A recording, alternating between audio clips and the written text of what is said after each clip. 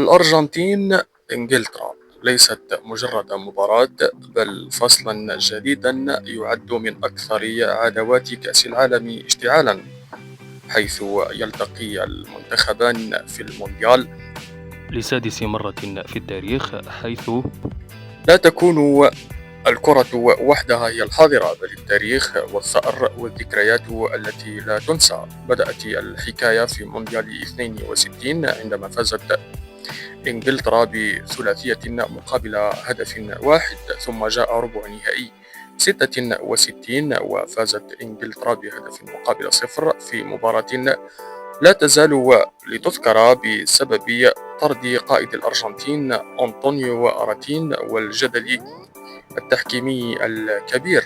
أما مونديال 86 فهو الفصل الأشهر على الإطلاق. دييغو مارادونا سجل هدفين دخلا تاريخ كرة القدم إلى الأبد، هدفه باليد ثم هدف القرن بعد مراوغة أسطورية لنصف لاعبي إنجلترا.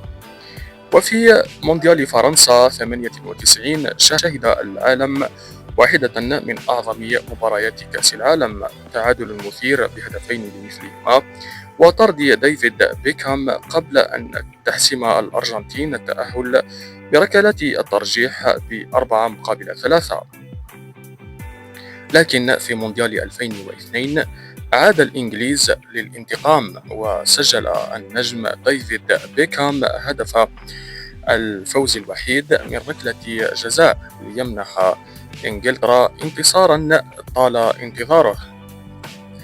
لننظر إلى حصيلة المواجهات في كأس العالم قبل مباراة المساء، قبل هذه النسخة، نسخة 2026، حيث تواجه المنتخبان في 5 مباريات. فازت إنجلترا ب3 انتصارات وانتصاران للأرجنتين. أما الأهداف سجلت إنجلترا 8 أهداف وسجلت الأرجنتين 6 أهداف.